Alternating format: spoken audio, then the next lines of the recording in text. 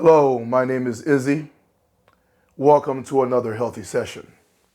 Today we're going to discuss loneliness versus aloneness. Being alone versus being lonely. We hear this is a new conversation that is going across social media. Many experts are studying this loneliness epidemic. They're calling it something that is ravaging the youth and even the elderly. But it seems like they were expecting for the elderly to be lonely, but not the youth. And it seemed like this loneliness is only being defined by dating, selecting someone to spend your life with in a romantic sense. But I'm here to say that loneliness goes beyond that. Loneliness, right now, as it is being discussed, when it comes to young males, they are saying there is a young male loneliness epidemic. However, we also understand there is also now a growing young women epidemic. No one's dating, no one's getting together. Some people are saying they forgot how to socialize or lost interest in dating. Some blame it on the economy. Some say for the elderly, no one is visiting them in the homes, either at their personal homes or a nursing home. No one is visiting. While that may be so, I would like to first point out, with the advancement of digital, internet, and artificial intelligence forms of technology, we can do a lot of things faster. But instead of that creating more time for us, what it did was it enabled us to cram the majority of our day into a very small hour or hours, which are a window in which we can cram all our work into. If I needed to contact you about 20 years ago, there probably was a phone call. If you didn't pick up, I have to hope you have an answering machine.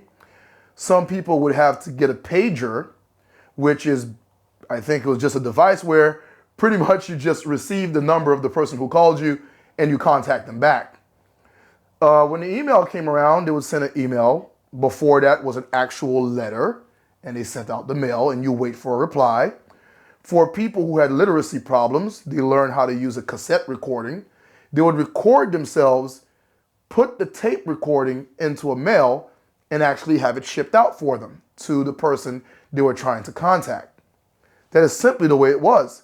Before that, of course, trains, steam engines, horseback, pigeons, whatever you want to call it. So you would think now that I could actually contact you guys instantly, globally, by just delivering this video, that we would have more time.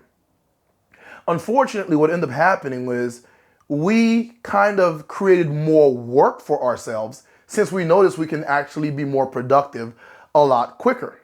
This took away our time from those around us. And many of us are raised with the expectation of having people take time out of their day to acknowledge us, to recognize us, whether to say hello, to see us as a friend, instead of walking by with your earpods on and just probably ignoring the person walking past you. Not that you're trying to be rude, it's just the norm now. No one says hello. No one says, how you doing? People don't really even give a head nod anymore. It's not something that really happens. Everyone is moving, everyone's on technology, everyone's listening to something. It's simply just the way it is. So we don't take the time that we could have with technology.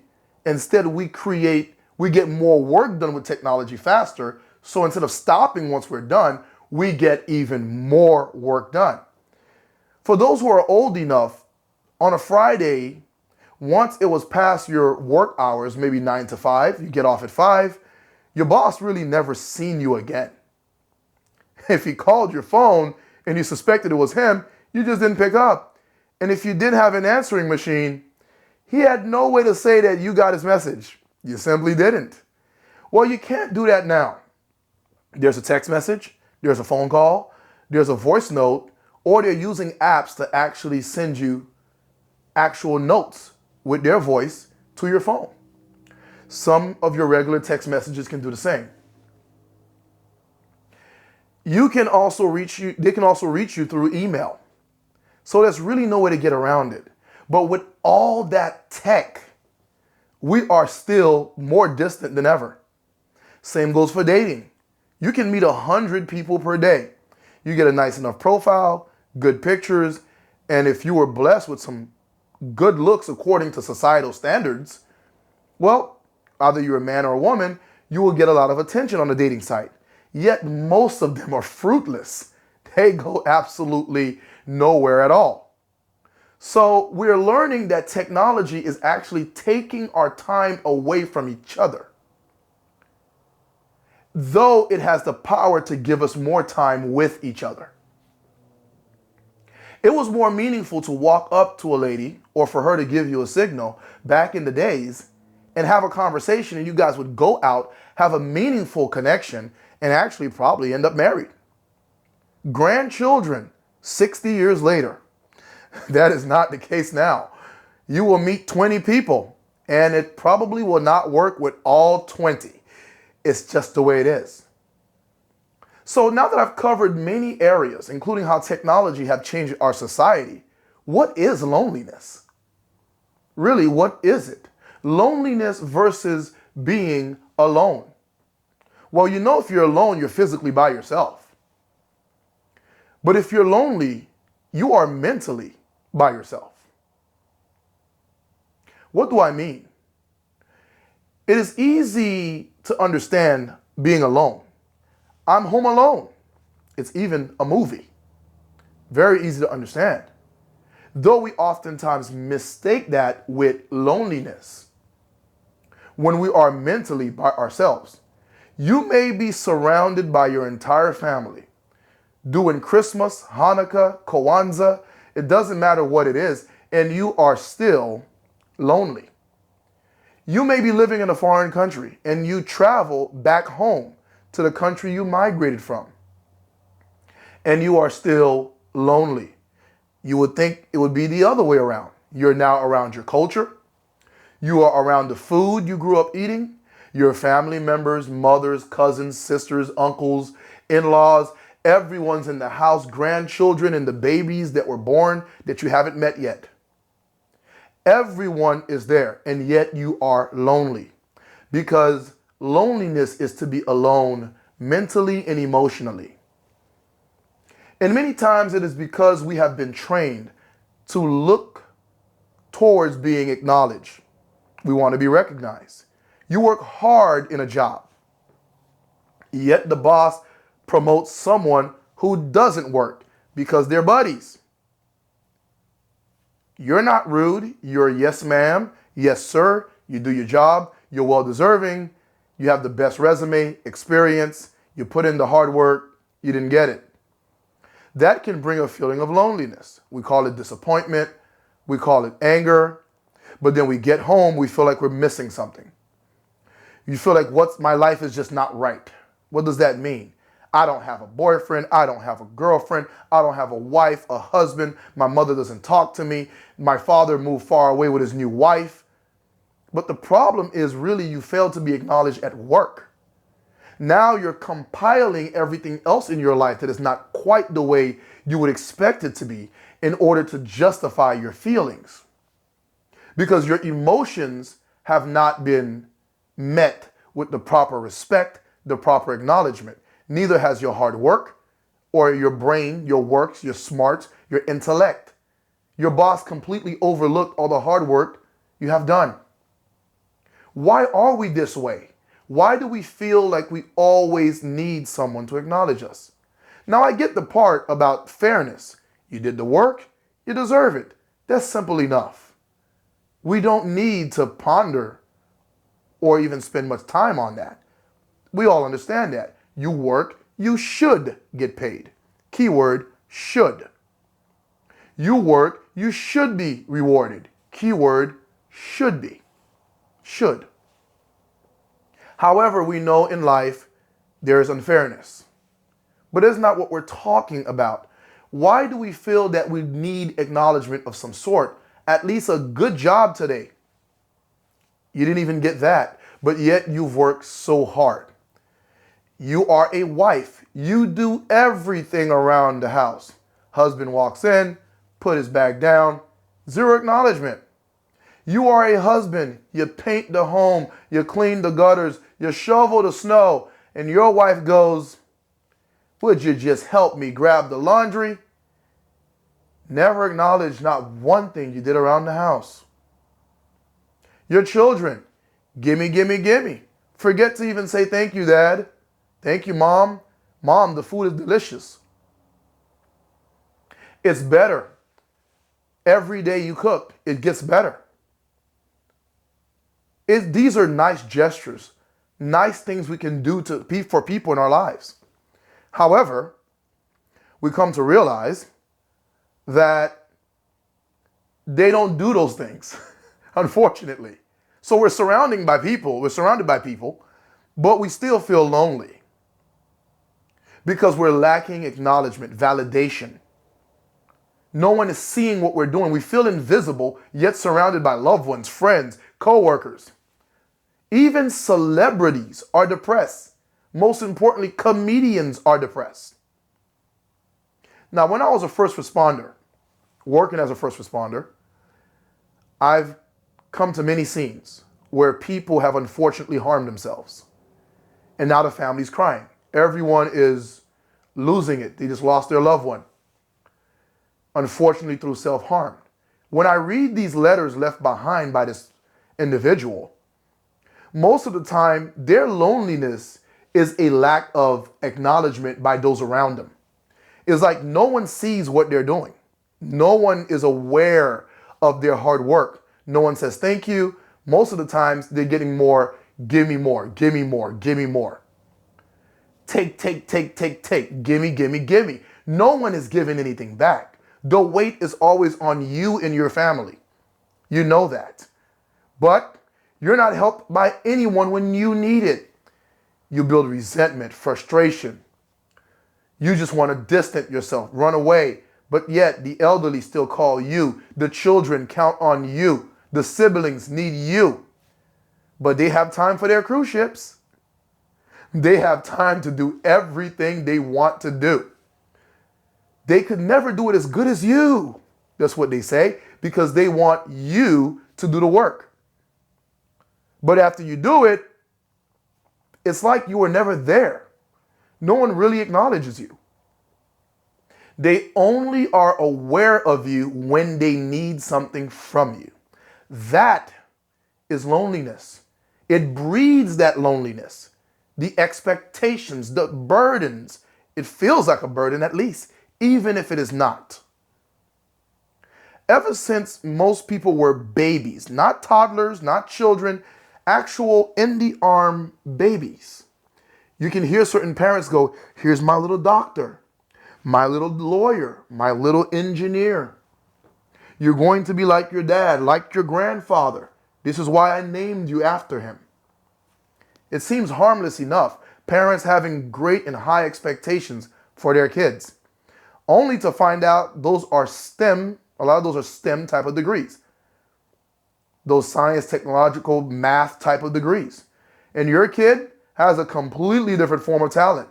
Their strength is not that. No amount of tutoring is going to change it. And then you realize the kid doesn't want to do this at all.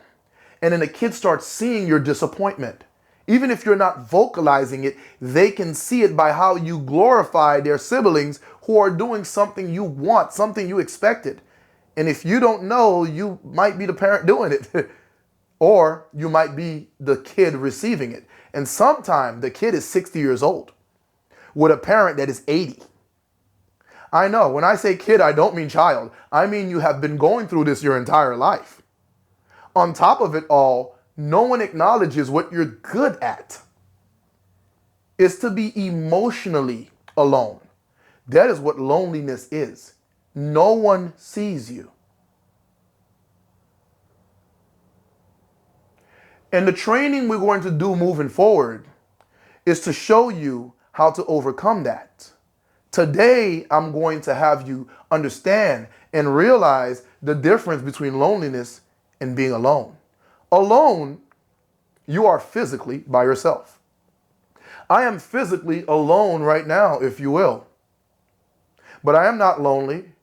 I'm having a blast talking about this subject, helping other people who are struggling, making sure other first responders don't see the tragic scenes that I have, because someone, if they simply had this video, would be able to probably cope better, probably find their tribe, which is a big part of avoiding loneliness, a big part of overcoming loneliness, of eliminating loneliness, is to find your tribe, your family. It doesn't mean your blood, your DNA, or whatever genetic information is flowing through your veins that you might have in common with someone. I can be your family.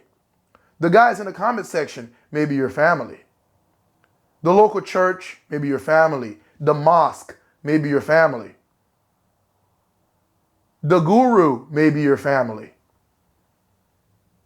Meditation may be your family. Your therapist, though it's not advised to have that kind of bond with your therapist, you probably shouldn't say that, but may be your family.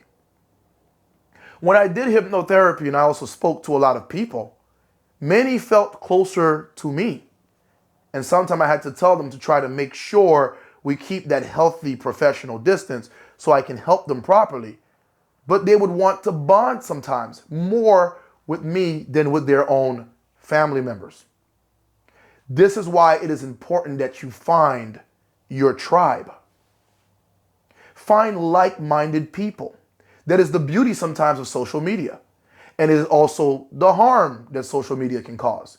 You can find a very toxic tribe, which is not your tribe, or you can find a very positive tribe. A group of like-minded people, people who can acknowledge you, see the good and the strength in what you're saying. That is your tribe. Someone who can tell you you're wrong and follow up by building you up, not you're wrong and tearing you down. That is your tribe. That is how you move forward in overcoming and eliminating loneliness.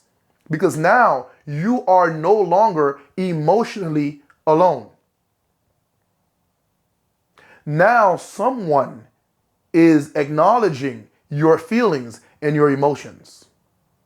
Now you can be one with an idea, with someone. This is me helping you find that path out of loneliness. Because loneliness is not physical alone. That's just called being alone. But you can be alone and be having a good time like I'm having right now, talking to you. I have a good time practicing mental exercises that branch on meditation and hypnotherapy. Together, talking to you worldwide, making an impact on your life. I am definitely not lonely. I'm alone right now, but not lonely. And as soon as you start interacting with me in the comment section, then I'm not alone anymore. You don't have to physically be with me. No, I am talking back to you, typing. I might leave you a voice to reply to your comment. Not lonely at all and not alone. Completely satisfied. So to be alone is to be physically by yourself. To be lonely is to be emotionally, mentally by yourself. And that might come in the form of not having physical people around you. But many people are lonely even with physical people around them. So what does that mean? It means you need to be acknowledged. You need to be validated. Something oftentimes bred from childhood when you were that baby, someone's little engineer, someone's little doctor, the expectations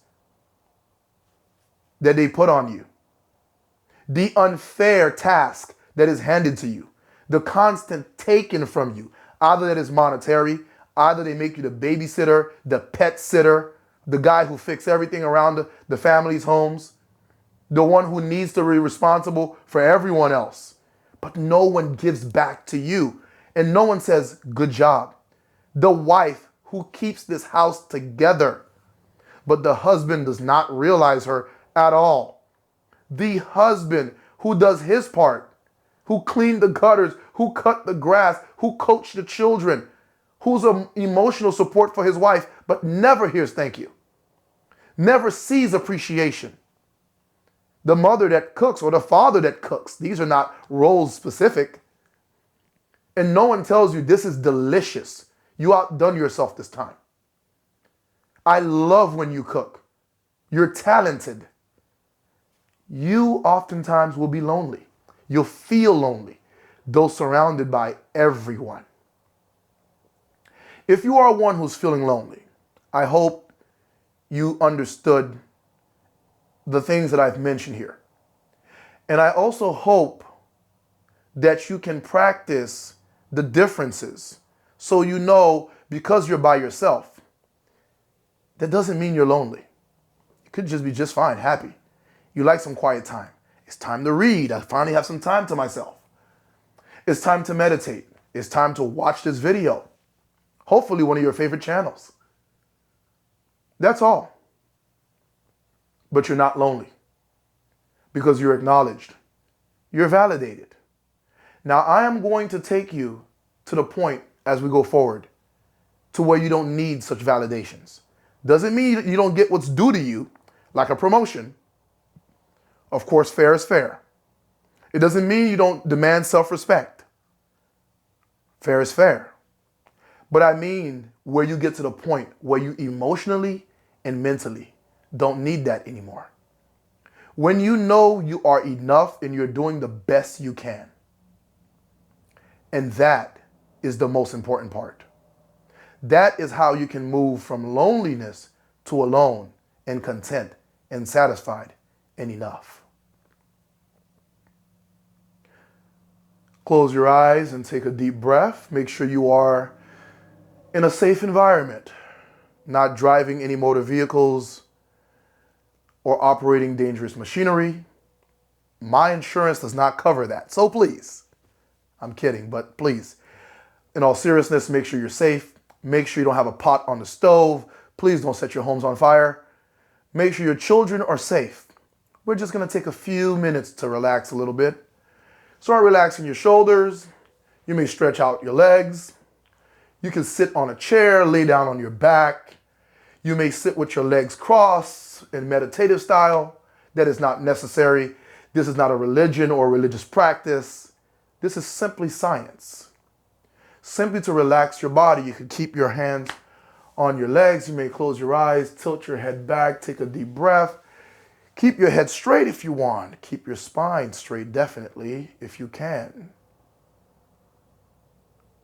So if you're ready, make sure you're not wearing any chokers, anything tight on your skin.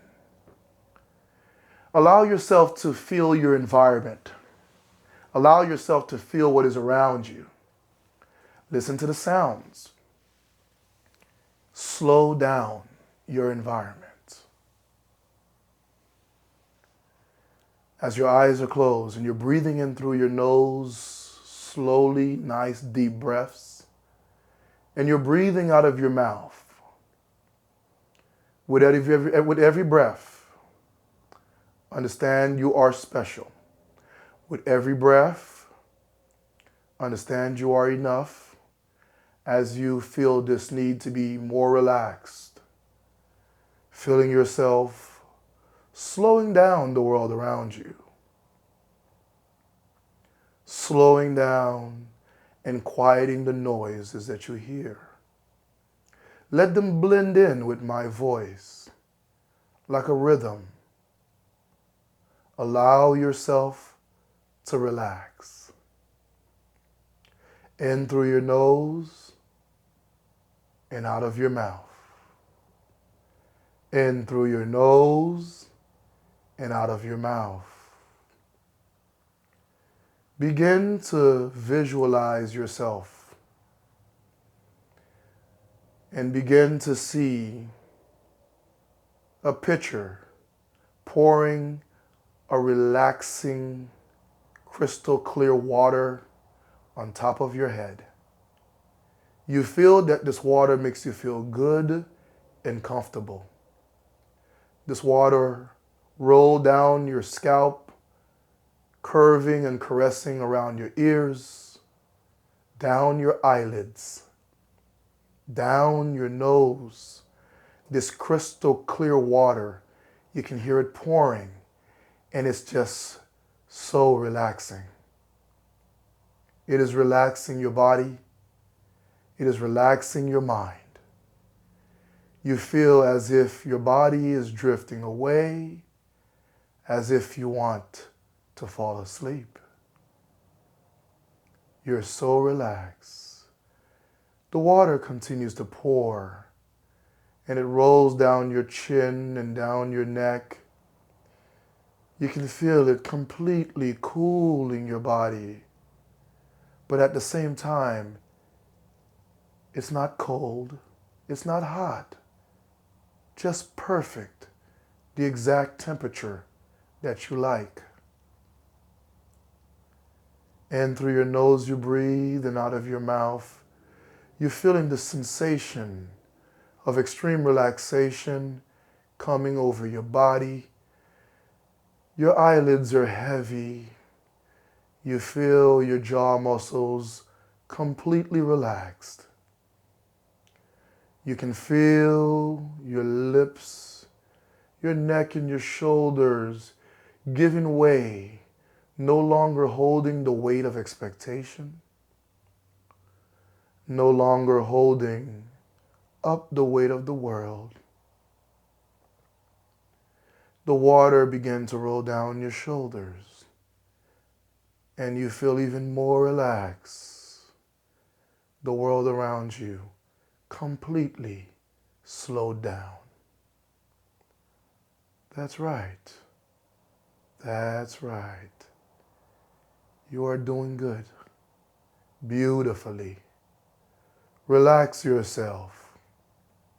You are doing great. The water is rolling down your chest, and now your chest is feeling very relaxed. Like everywhere the water touch, just suddenly you feel more and more relaxed. And as you breathe, you're going deeper and deeper into relaxation. That's right. The weight of the world is removed from your shoulders.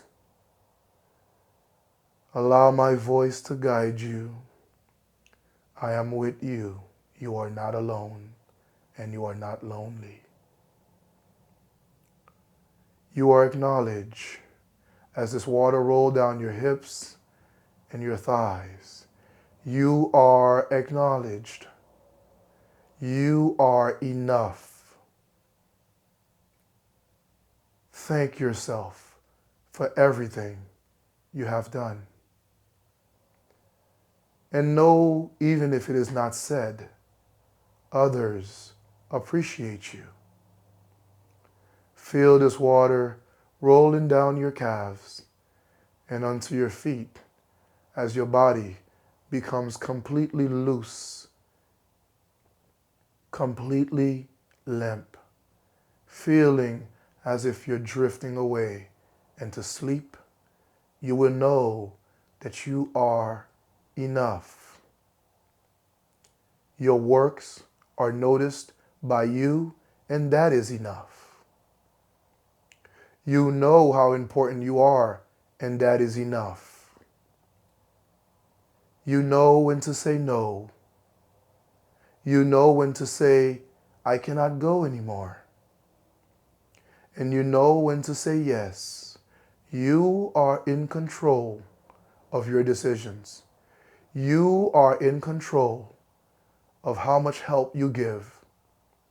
Control is in your hand. That is your cardinal key. That is your path. You hold the key to know that you are enough, to know that your works are appreciated, to know that someone knows your story. I can empathize. I can understand. Your friends can empathize. They can understand. Your therapist is willing to listen. But most importantly, you are enough for yourself. You are enough to know that everything you're doing is good, it is necessary, and when it no longer serves you, you have the power to stop. Breathe in, breathe out. Feel completely relaxed. That's right. See yourself basking in a bright light of comfort, of company. Allow my voice to guide you into this light. Allow my voice to wrap around you. You are enough. Your works do not need anyone else's validation. Your works only needs you to know they are enough, that they are useful, that they are necessary, that you do a good job, that you are noticed. That's right. Say to yourself in your mind, I am not lonely. I know my worth. I am not lonely. I know my worth. I have acknowledged myself. I have thanked myself. I have noticed my works, and that is the only opinion that matters. That is the only opinion that matters. My opinion is the only opinion that matters. I am good enough. I do great work. I am important. And I don't need anyone to make me feel complete. I am a complete being. I am whole. I am never lonely, though sometimes alone. I will find my tribe. I will find where I belong. Not because I need it, but because I know I am not the only one like this. We'll count to 5, and you may begin to open your eyes.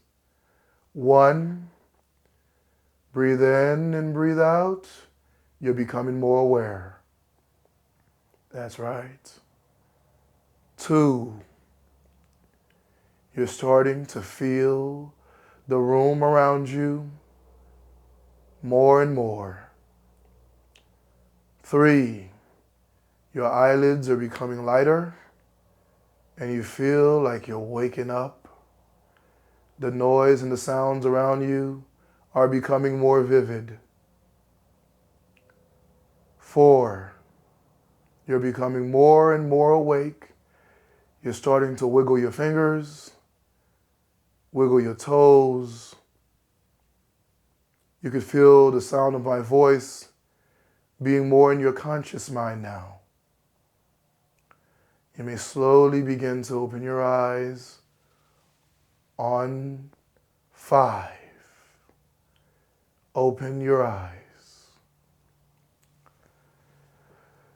Slowly take your time to feel around you, feel your body, feel the room. Breathe air. You may wiggle your fingers, your toes, stretch your legs or bend your knees if your legs were already stretched. Start to feel the world around you and know that you are enough, that you acknowledge yourself, and that is all you need. You don't need anybody's approval.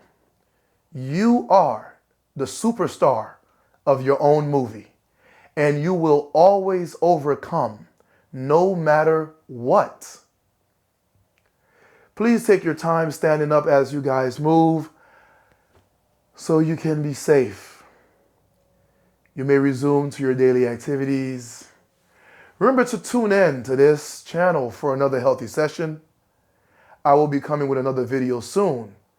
Don't forget to like, subscribe, and remember the cardinal key that you see spinning on the side of the screen is yours. We all have one. I'm only here to help you find yours. That is the purpose. So you are not alone. So you know if you have a question, reach out in the comment section. Try to talk to me. Try to talk to someone. Find a friend, somebody. There's always someone willing to listen. And somebody care. Some of us are just empaths. Some of us are just empathetic. Some of us have empathy. I do. And I care. So until next time, don't forget to like, comment, and subscribe. This was another healthy session. Thank you, and I love you.